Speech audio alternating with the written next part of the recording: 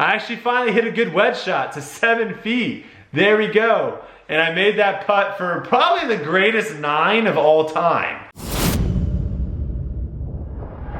What is happening, guys? Welcome back to my channel. We are gonna jump in today, my second tournament that I had this past Monday and Tuesday. It is now Thursday. Quick update, this tournament was actually played on March 25th and the 26th. I filmed this on March 28th. The wedding and all that stuff, a lot of stuff has happened, so it took me a little while to get this done and edited for you guys, so I apologize for the delay. And I had some more time to reflect on this one and quite frankly, work on some of the things that I struggled with in this tournament. I had that lesson with Cameron on Sunday, and we kind of were going into a new kind of swing feel, which is probably not ideal to have the day before a tournament. But again, for me, I'm looking at everything long term. I'm not looking at short term stuff. I'm completely fine with posting some big scores, hitting some bad swings, if that's gonna make improvement down the road. I also wanna make a quick plug. If you guys don't listen to the Earn Your Edge podcast that Cameron and Corey out of Altus put on, definitely give it a listen. It's one of my favorite podcasts that I listen to, and the one they just did was with Tony Romo, who basically just goes into a lot of gold nuggets on how to be an elite athlete. And so if you wanna listen to that, I'll put that in the link down below. But let's jump right into it. I did get some criticism from my previous video about how just kind of talking this entire time was a little bit dragged out, I guess, and was difficult for some people. So what we're gonna do now is I have a screen recording up. We are now doing a screen recording of my computer so I can actually show you guys what I'm talking about a little bit better. And this is also gonna be easier for me to edit than throwing these images up after the fact. And I'm also gonna kind of splice in here some swings of me working out of Pure Swing Golf, which is my buddy Anthony's place. And that is basically gonna show you guys kind of what I was working on. And I'll kind of talk about that a little bit to kind of break this video up so it's, again, not just me talking the entire time. So we're gonna jump right into the round. As you can see, this is the Golf Stat Lab. This is what Cameron basically uses to kind of track all my scores. And this is when I talk about writing down every single shot, writing down every single length, this is what you get, and it breaks it down really, really awesome for you, and you can really get a lot of information here. Now, I think this is only for Altus Performance members. I don't think this is open to everyone. But we're gonna jump into the first round right here.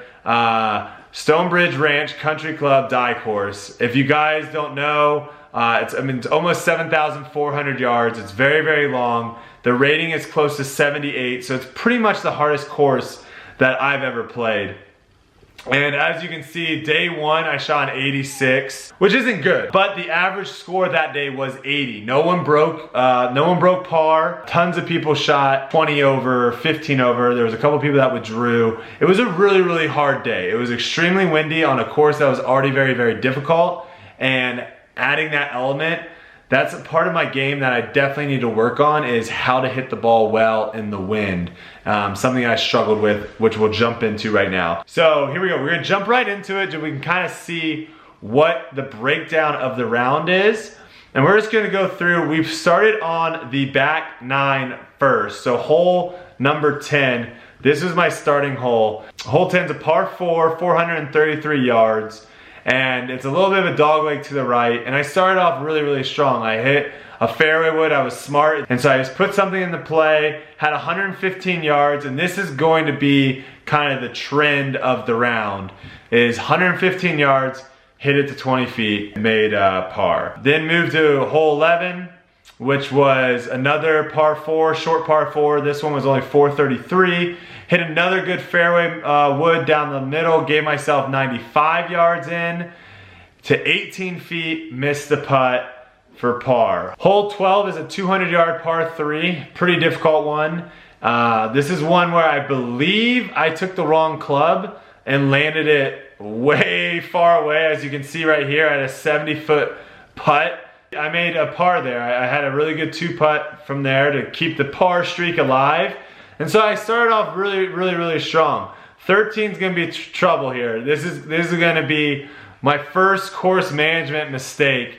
All right, so first up on my little practice session here was the 30-yard shot. This is a shot that you just have to be able to hit close almost every single time, especially if you have plenty of green to work with. You need to be able to hit this and let it either roll up or spin it enough to where it just sits kind of like this one. I was working on both shots because depending on the course you play, sometimes you need to fly it all into the green like this and have it hit and spin, and then other times you need to come in a little bit lower and have it run up, kind of like that one where it's going to roll out and almost goes in but just misses it to the right edge. I think at this part, you can see in the top left is my 20th shot. I think at this moment I really wanted to make one, obviously with that look there. And I was actually just going for the make here. That was actually a poor one, but not too bad. Really just trying to focus on tempo. This is a shot that you can't really get good at unless you practice. And kind of how I talk about Frisbee, if someone told me throw a Frisbee 10 yards, 15 yards, 25, 30, 35, I'd probably be really, really good at that distance control.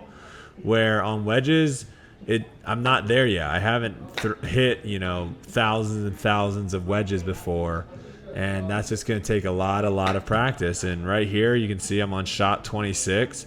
I probably need to be doing this multiple times a week where I'm just working on distance control. What does a 30-yard wedge shot feel like? So when I get out on the course, I know exactly how to hit it, kind of like this one right here. Buckets. I'll take that. All right, let's jump back into the round, and hopefully this is the hardest hole I'll ever have to play. Par 5, 539 yards. I hit my driver into the rough on the left-hand side. I had 300 yards in. Wasn't going to, risk, hitting a bad shot and having a difficult whatever. So I laid up to 123 yards, which is a great 54-degree shot for me. And this one, I short-sided myself because I didn't realize the size of the green. So when they give you the pin sheets, this is kind of what the pin sheets look like that they gave us. This is what the pin sheet looks like when they give it to us, okay? So it's just a circle, and it just tells you how many paces on is the pin and then how many paces it is from the left to the right. So this green, it's kind of difficult to explain, but it was almost kind of like an L.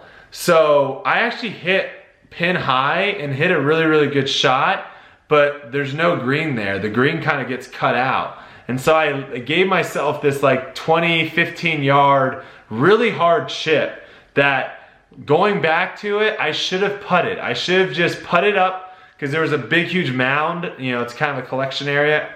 Should have just putted it up and then just try to make a two-putt from wherever I was at that point. But I tried to get fancy with this really tight lies, and like I was saying, it was really, really windy and it had rained a whole lot the day before. So the course was really wet. And right now in Texas, the grass is kind of dormant. So that basically means like all the fairways, all the fringes, all those things, all of those things right now are really tight lies. The ball's not really sitting up and giving you a nice cushy lie. So I had a tight lie and it was kind of in the mud situation, and I just got a little bit behind the ball, chunked it, it landed on top of the hill, rolled back down, and that's why you can see I had basically the same chip twice in a row.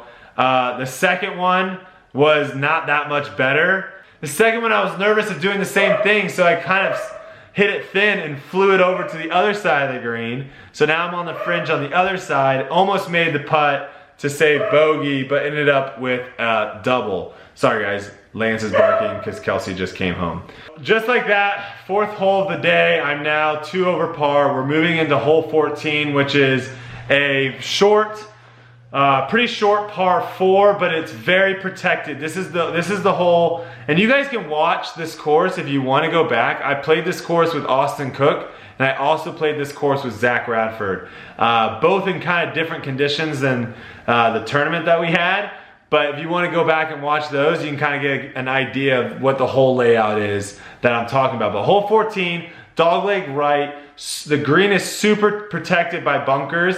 I actually hit a really, really good drive here. I think it was into the wind. It definitely was, because I only hit my drive 280. So definitely into the wind, but hit a really solid one. Again, 110 yards, hit it to 20 feet, missed the putt, and made par. You starting to get the idea of what's going on? Yeah, I am too. Hole 15, guys. This is probably one of the harder holes, I would say, on the course. If I had to pick one, 460 yards, all uphill, a little dogleg to the left. Playing, I think this was now left to right wind, and I just absolutely murdered the ball left. Just came over the top of it and ended up in the rough. And the rough out there, there's two types of rough. There's the dormant rough, which honestly isn't that bad to be in right now because it's so thin. And then there's this cabbage rough, which is basically almost like weeds. That would be like the best kind of explanation. It's almost one of those things where if you hit it in it, it's gonna be very difficult to find your ball, which it was for me later in the day. But this was where if I was just a little bit more left, I would have been okay. Or if I was a little bit more right, I would have been okay. But I was right up against like the cabbage and the rough. And so my ball was resting in that line to where my heel of my club is like setting up like this and my toe is digging in. Not really great. So 176, all I could really do is just try to get the ball as close to the green as possible. So I got it up there about 30 yards short or so to the sand on the right-hand side, and probably made one of the best bunker shots I've ever had from 30 yards, which is a really awkward distance in the sand. I hit it to 1 feet. I hit it to 1 foot and got out of there with a par, which my playing partners, I think, struggled on that hole, and most people on the course struggled on that hole. So leaving that with par, I was very, very happy. Hole 16 now is a par 5, 613 yards. The wind now was going from our right to our left. I hit a really good drive out there, 273 left, so I think I had, what was that, 300, it was like a 340 yard drive. So I absolutely murdered the ball. And again, this was the most important thing for me about this tournament, was getting off the tee. So far, the start of the day, I did a really, really good job, except for, you know, hitting a couple of them left, but that's all right because my miss was really far right, out of bounds, out of play, and so far I haven't done that yet. So 273 yards, I hit driving iron, I missed it left, but I was pretty much pin high. I had a 40-yard sand shot, and unfortunately I did not hit as good of a sand shot as I did on the previous hole, and I had a 20-foot putt left, did not make it for birdie, got out of there with a par, which is not really what you're looking for on the par 5s. You definitely want to attack them, and unfortunately I could not attack that one. So moving on to hole 17, we got probably the hardest par 3 on the course. It's 211 yards, completely protected by water on the left and short. This was one that you really just want to bail out to the right and be okay with it, but Cameron told me, pick a target, swing aggressive, and go for it, and we'll worry about your mistakes after the fact. Do not try to avoid making mistakes. So I was feeling good at the time. I think the wind was a little right to left, and so I took a pretty aggressive line. I hit a 6-iron, I believe, right at the middle of the green, and was just hoping the wind would bring it close to the pin. Unfortunately for me, it brought it a little bit too close to the pin, and also I kind of overcooked it a little bit, and it kind of ended up being a little bit long and to the left. And this has like a wooden barricade up against the edge of the lake. So it's a 10 or 15 foot drop off into the water. So they got this wood barricade, and my ball ended up resting right up against the wood barricade. Now normally you'd get a free drop from that, but it was in the hazard. It was inside the red line, and at that point my only option was to either take an unplayable or to try to actually hit the ball and get it back into play. The problem with that was the barricade. So if this is the barricade straight on, the barricade like right here was cut out. So this was like almost cupped, and my ball was inside the cup. So there was no real way of me getting any club on the ball and having it back. So even though I was literally like just off the green on deep and left, I had to take an unplayable, which gave me a 16-yard chip. Did not hit a good chip, but made the putt from 7 feet and got out of there with a par. So now I'm 3 over going into hole 18, which is really our hole 9. Hole 18 is a daunting tee shot. Huge dog leg right to left. It's almost like 18 at TPC Sawgrass, if you're familiar with that hole. With the wind working right to left, it is even more of a daunting tee shot. Unfortunately for me, I didn't play the ball out far enough to the right. And this might go back to kind of my miss avoidance issue that I'm gonna have to kind of get over is right is OB. So I'm looking at that and I'm like, I don't wanna go right. Right is dead. But left is more dead because the wind is going right to left and there's more wind. And then honestly, I didn't really spray any drives at this point to the right. So I should have just took a target way more to the right and then played it that way. And had I done that, I probably would have been in the fairway and been fine. Unfortunately, as you can see, I was in the water. I had to take a drop about 183 yards back. So pretty far away here.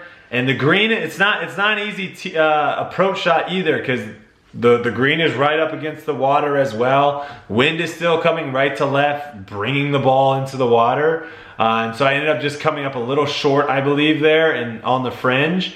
And then I made a chip from 19 yards, pretty well done, to 2 feet. Got out of there with bogey.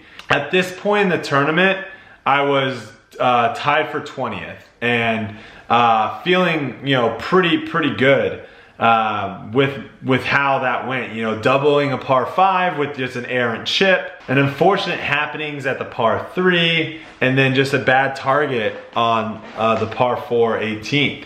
But I'm in the mix. I'm T20 out of 55 pros. So I was feeling good. Now we're going into hole 1, and this is when the collapse started to happen for me.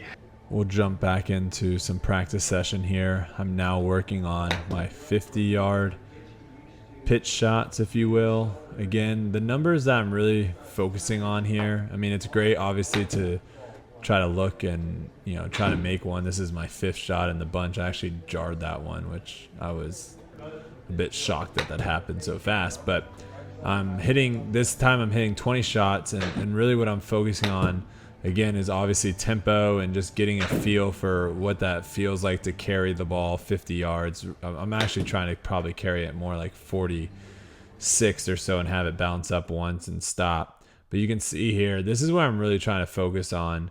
You can see the launch angle at 25.7, where my average on the far right was 28.9. Anything under 30 degrees is pretty solid. I'm trying to get that between 25 and 27 ideally. And then the other thing I'm trying to do is that carry distance. I'm trying to get that carry distance to be somewhat close to that 50 number. Obviously a little bit less than that because the ball is going to bounce forward and then hopefully stop. So that is basically what I'm working on in this session of 20 balls. Just trying to get my proximity to the hole closer, because that's really what I noticed when I get out on the golf course. It's not like I'm hitting necessarily bad shots. It's not like I'm missing greens, hitting balls in bunkers or hitting balls in the water when I'm 100 yards or in, but I'm giving myself a lot of 12, 15, 18 foot putts, and I don't give myself enough really good birdie opportunities where I'm just hitting 6, 7, 8 footers. And with the distance control, that is really what it comes down to is, obviously I'm going to be, if you look at these shots, I'm not really that far left or right of the pin ever. I'm a couple feet left, a couple feet right. The big difference is whether or not I'm short or long. So it's all about distance control inside 100 yards really for me. And working on this 50-yarder, that's really what I'm trying to focus on is what does that 50-yard shot feel like? So when I get on the course, I can replicate it over and over and over again. Hole 1, my cart was like, the last 3 holes, my cart was dying. So when we made the turn, I had to get a new cart. And at that point, both my playing partners that I was playing with 2 people, they had already teed off, and I'm switching all my stuff from my dead cart to a new cart that's fully juiced.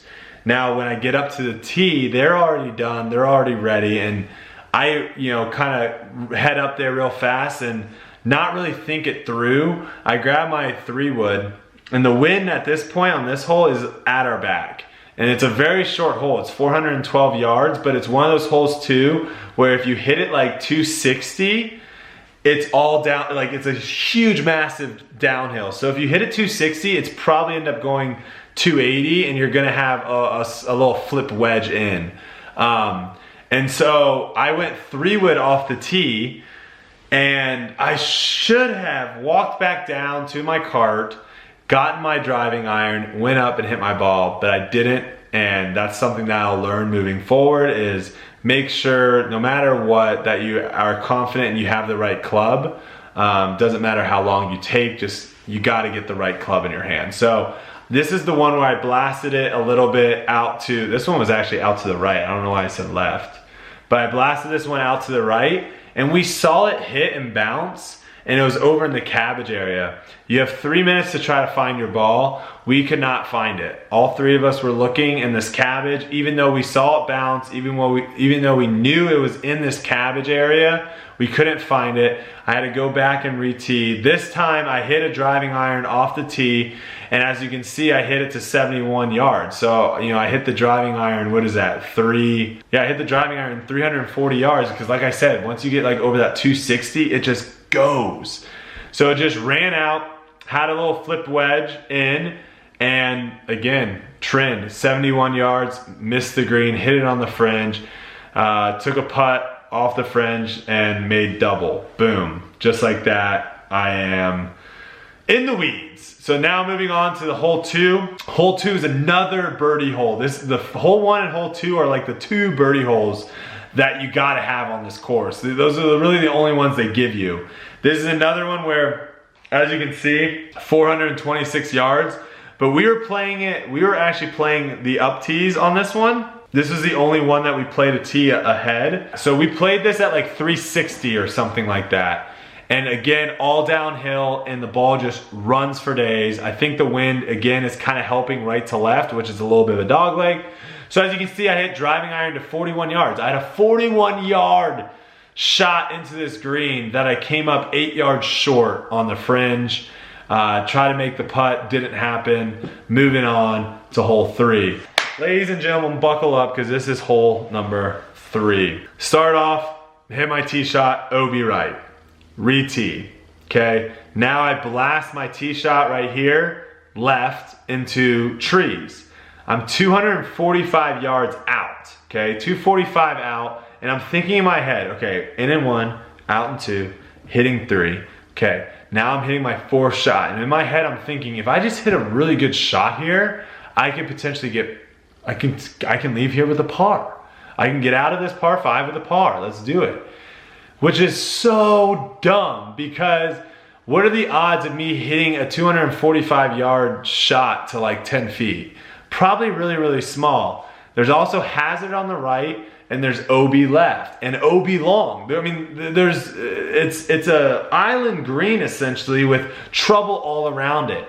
I obviously go for it and I miss it long, and my ball hits the cart path, bounces up, lands up against the OB mark, the OB fence. So I get up to it and I'm like, do I get relief from this? What's the situation? They're like, no, you don't get relief from the OB fence, but you can take an unplayable since you actually are in play. This is where the rules get crazy. I can't be closer to the hole, okay? So to the right was dead because that would have been close to their hole. Backwards is dead because that's out of bounds. And to the left, I'm dropping in a tree. And I would have no swing, I would have no chance at all. So I asked them, like, what do I have to do?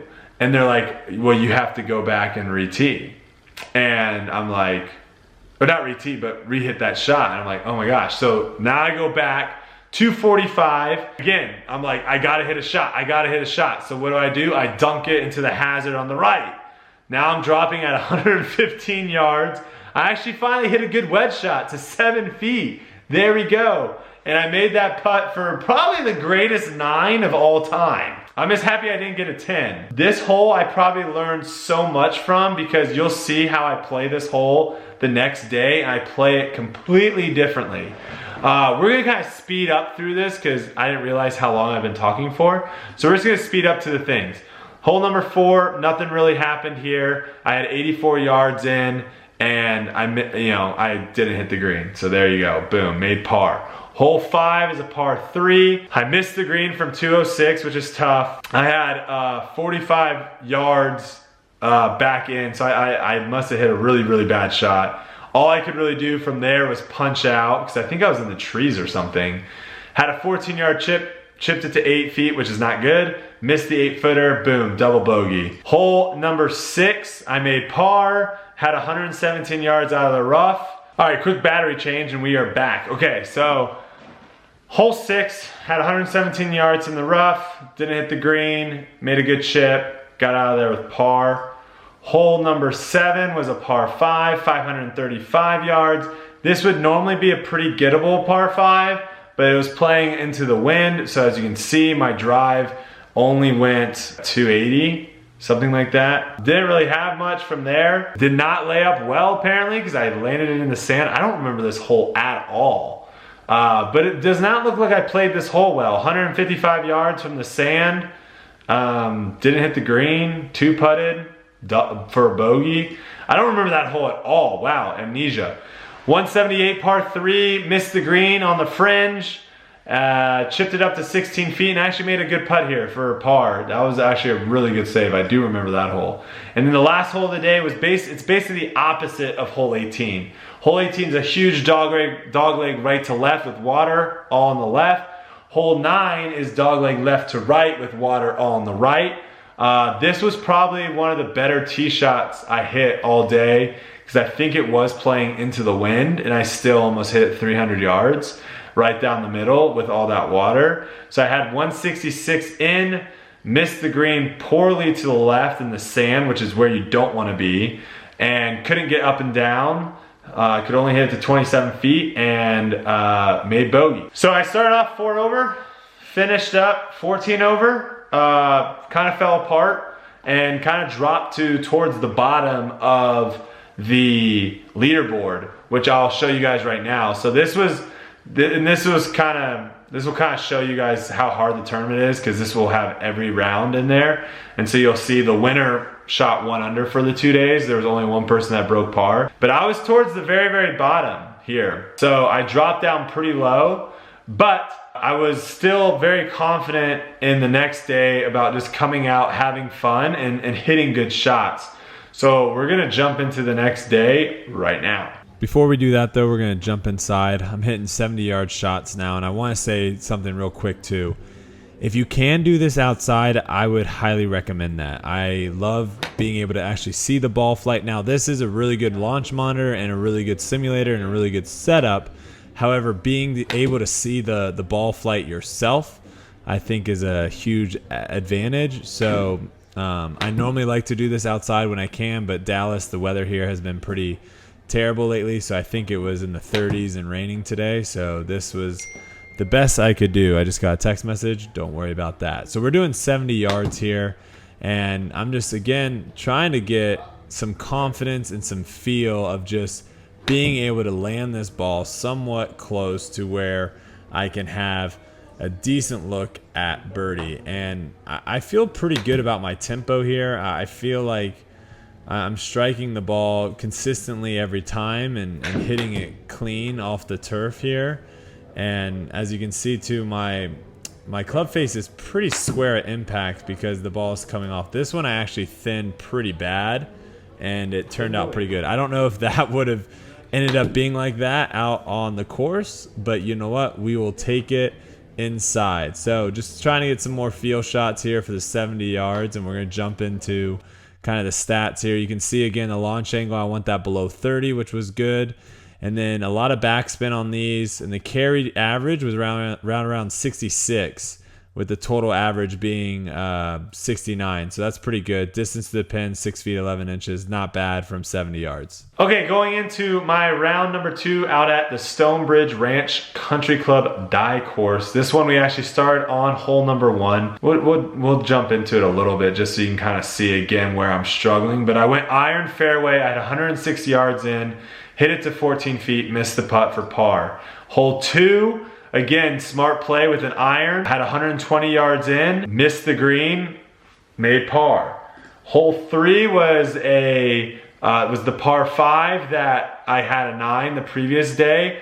I hit the driver left, pretty much almost kind of in the same area, but obviously it wasn't playing as far because it wasn't as cold and it wasn't in the wind. So I was about 45 yards or so closer to the pin. I had a tree in my backswing. That tree was like a godsend for telling me do not go for it because I couldn't take a full swing. So I just punched up to 55 yards, hit it to 3 feet, and made birdie, and I was like, heck yeah, let's freaking go. 1 under on the day, let's go. Hole 4, hit a driver to the right in the trees, had a punch out from 155, got up and down for par. We are scrambling, we are moving.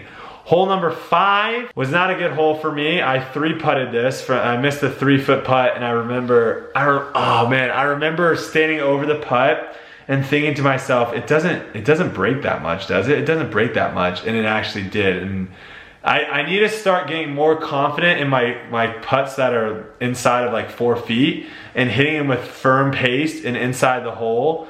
Because when you start trying to burn edges from 3 feet, it gets real dicey. So now I'm back to even par, moving on to hole 6. Hit a good drive here, I believe. Yeah, I did, 330. See, again, getting the ball off the tee, that is where I was really trying to focus on. And granted, I didn't hit every fairway, but a lot of improvement from the previous rounds. Had 124 yards in, hit it to 19 feet, 2-putt for a par. Hole 7 was the par 5. Another good drive, laid up from 244 to 81. Hit it to 21 feet. You know, I probably have at this point have probably shown some footage of me working on my wedges. You can see that my wedges were just not dialed in. A lot of them I was missing short or I was missing long. I just wasn't giving myself great birdie opportunities. And when I have a wedge in my hand, I need to be destroying the course, absolutely destroying it. And I was not. I gave myself a lot of opportunities to hit the ball close to the pin, and I didn't. And I wasn't putting bad. It's just, you can't expect to be making 18, 21 footers on these tricky greens. It's just not gonna happen. So that's why you can see me really grinding the last couple days, just trying to get my wedges dialed in. All right, hole number 8 is a par 3. And this one I dunked in the water from 178, dropped it from 78 feet, hit it short, just a little short, like 12 feet under the hole in the fringe, and missed that putt, and made double there. And that was slightly brutal. That was the wrong club choice. That was, if I hit this club perfectly, it will cover the water and be close to the pin. Because as you can see, I was just, the second shot, I was just short, and I was 12 feet on the fringe, and there's all water. So that pin is tucked right next to that water. Just club up. Instead of hitting, I think, what was it, 178 yards, I think I hit a hard 9. And instead of hitting a hard 9, I should have just hit a solid 8. And if I mishit it a little bit, I'm probably pin high. If I hit it well, I'm probably, you know, 5 or 10 yards above the hole with a 30-footer. But I take water out of play. So these are the things that I'm learning. These are the things that, you know, I'll be doing in future rounds for sure. Hole 10, nothing really to see here, other than I had 108 yards in, hit it to 18 feet, made par. Hole 11 was another double bogey for me. I hit my driver into the water left. That was just not a good tee shot. Again, kind of trying to work on that inside out path. Sometimes I'm gonna overcook them, and that's what's gonna happen. But again, moral story, also 100 yards, had a chance to get up and down from 100 yards and save a stroke. I hit that shot to 33 feet, couldn't make the putt, and made double there. Then I kind of just went on a par streak. Parred this tough par 3, 200-yard par 3, that's okay. Hole 13 is the par 5. You would like to make birdie here, especially when you're 233 yards from the pin after a really good drive. But I think I actually topped my 4-iron. I think I was 233 and I topped my 4-iron. It rolled out to 40 yards, which I then hit to 18 feet. Absolutely disgusting. Hole 14, par. again, 102 yards, hit it to 18 feet. Hole 15 was a bogey, and this one, I missed a 6-footer. Yep, I had 140 yards, missed the green, had a 6-footer, and missed that. That didn't feel good. That one hurt probably just as much as the 3-footer from the previous day. Hole 16, par 5. This is the long par 5, 613 yards. I had 317 yards out. I said, YOLO, let's do this. I blasted a 3-wood up there, just short, right on the fringe, and just did a little putt from there to 4 feet and made that for a birdie. I was happier today because I made 2 birdies where the previous round I hadn't made a single birdie, so that was a positive. Hole 17, this was the hole that I think I doubled the previous round. I got out of there with a par, which was nice. And then hole 18, oh man. Okay, so hole 18, did I boost this drive? I did. I hit it 327, yeah. I boosted the drive, had 140 yards in. And again, this is hole 18, water on the left-hand side. Pin is back left, tucked. Wind is right to left. Everything, again, is blowing things to the water. And this was the first time that I didn't focus over a ball. I kind of was just like, oh, it's the last hole. The guy that was playing with me was in the cart, and we were kind of chatting and talking. And we continued to chat and talk. And I kind of went from chatting and talking and kind of visualizing the shot to just hitting it.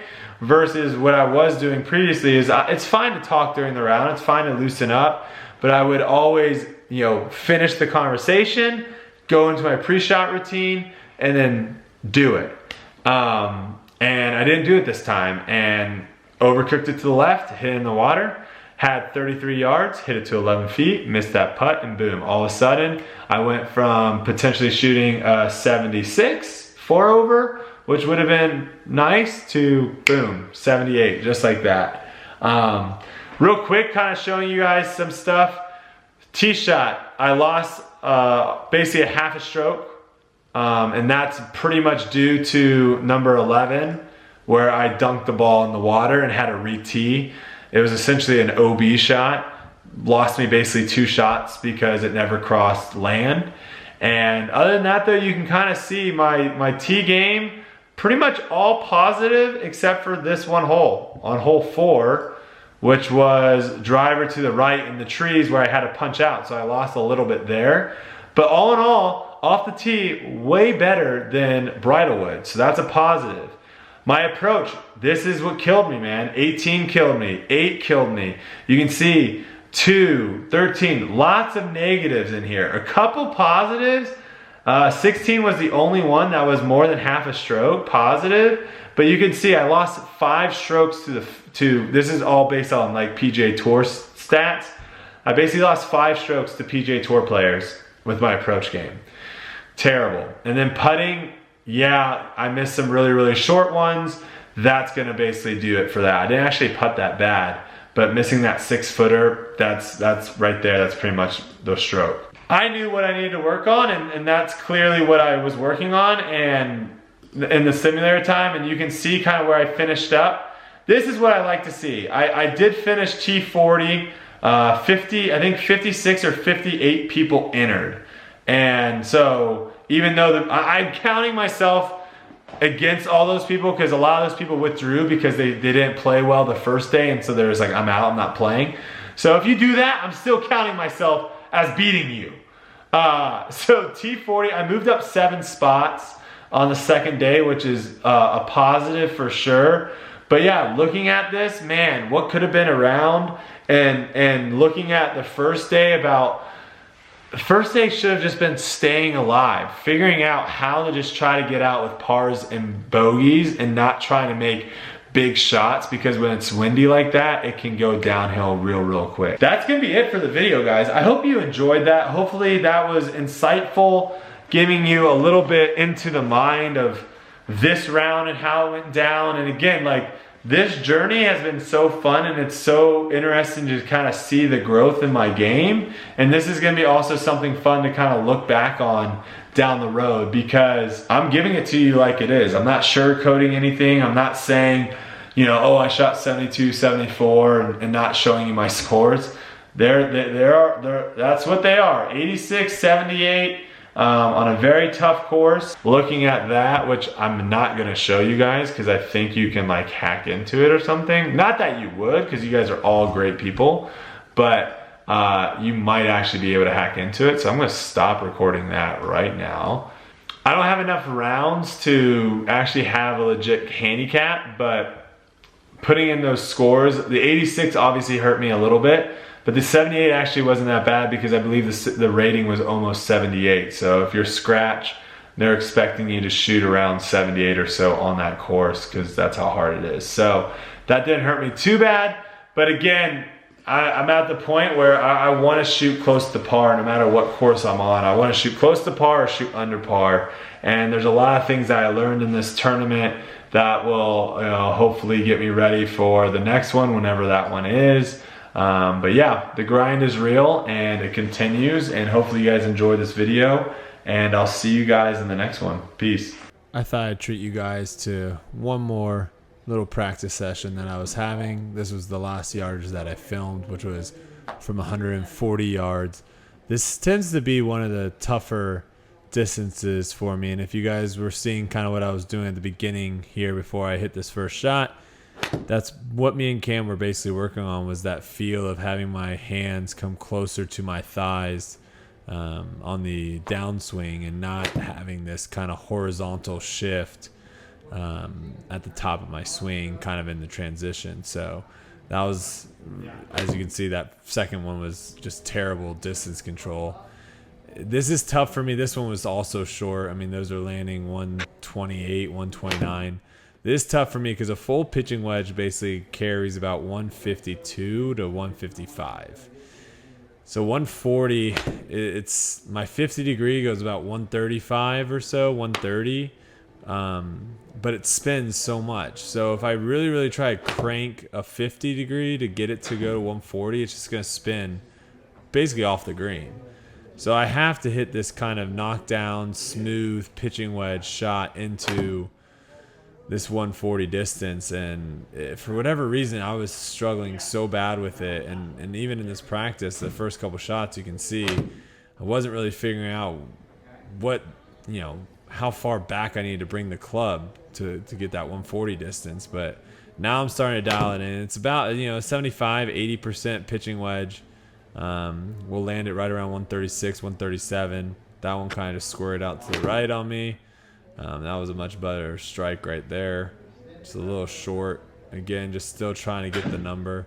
That rolled out a little bit because it landed off the green. But this was a distance that I couldn't figure out when I was playing, and it really frustrated me. And so this was one that I grinded out for a while until, I felt confident. And this is something that I'll probably go back to and continue to work on until I really feel like that 140 distance is not something that I'm afraid of, or standing over the ball, I'm cautious of hitting it short if there's water or trouble short or anything like that. I want to feel confident in every ball, or every shot I have, and just grinding this out until it feels good. So this is the last swing right here. A little bit of abbreviated follow through to get a little bit more spin on the ball. And here are the numbers you can see. Looking at that backspin in the 8,000s, almost 9,000s is great. My average carry distance was 133 yards, which honestly isn't terrible. And distance to the pin was right around 19 feet, which I definitely want to get closer. And obviously a couple of those bad shots early on were kind of jacked up that distance. But basically, yeah, that's the end of the video, guys. Hope you enjoyed it. Hope you enjoyed this different style. It's a bit of a long one, so hopefully you guys sat back, watched it all, and enjoyed it all, and I'll see you guys in the next one. Peace.